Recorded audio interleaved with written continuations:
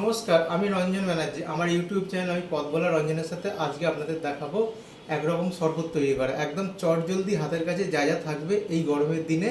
ধরুন বাইরে থেকে এলেন রোদ্দুরে তেতেপুরে, এসে একটা কি করবেন, একটা ড্রিঙ্কস বানাতে হবে, একটা শরবত। তার জন্য পাতিলেবু, এই যে হাতের কাছে রয়েছে, এই পাতিলেবুর শরবত করে খাবো আজকে আপনাদের দেখাবো। সেই কিভাবে আমি করছি সেটা আমার চ্যানেল আমি পথ বলা রঞ্জনের সাথে আপনারা দেখুন কিভাবে আমি পাতিলেবু শরবত বানাই।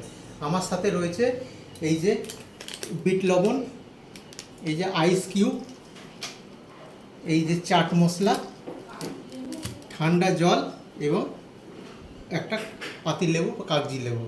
ঠিক আছে, এবার আপনাদের আমি দেখাচ্ছি কিভাবে এটা করব। প্রথমে কাগজি লেবুটাকে আমি কাটছি, এক টুকরো কাটলাম, কেটে এই গ্লাসের মধ্যে চিপে রসটা দিয়ে দিলাম।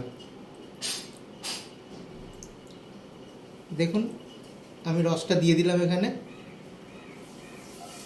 এর সাথে আমি দেবো একটুখানি হালকা করে নুন, বিট লবণ দিচ্ছি।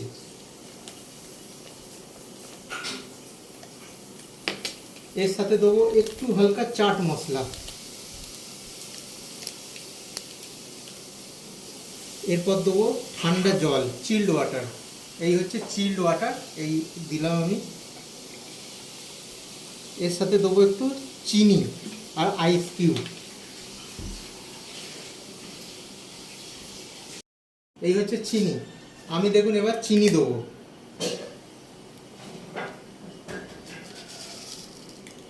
এক চামচ, দু চামচ, যে যেরকম পরিমাণে চিনি খাবেন সেই রকম চিনি দেবেন।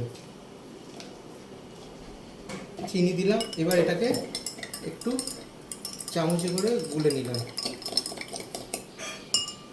এখানে দিলাম আমি আইস কিউব, এই দেখুন আইস কিউব।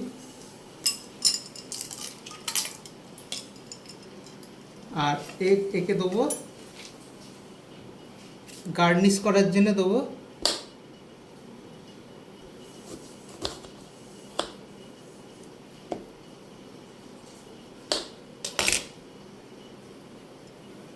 এই হলো আমার পাতিলেবুর শরবত। দেখুন কি সুন্দর দেখতে হয়েছে পাতিলেবুর শরবত। এই দেখুন, আমি এক চুমুক খেয়ে দেখি কীরকম। অসাধারণ হয়েছে, অসাধারণ হয়েছে। না খেলে বুঝতে পারবেন না কি জিনিস তৈরি করেছি আমি। এই গরমের দিনে বাইরে যখন 43-44 ডিগ্রি সেন্টিগ্রেড তাপমাত্রা, সেখানে এই লেবু শরবত প্রাণ যেন জুড়িয়ে দিচ্ছে। ভিডিওটা যদি ভালো লেগে থাকে তাহলে লাইক, শেয়ার এবং কমেন্টস করবেন। সাবস্ক্রাইব করতে ভুলবেন না যেন। আমি রঞ্জন ব্যানার্জি, আমার ইউটিউব চ্যানেল পথ ভরা রঞ্জনের সাথে আবার কোনোদিন কোনোখানে এইরকম ভিডিও নিয়ে আপনাদের সামনে হাজির হব। নমস্কার, ভালো থাকবেন।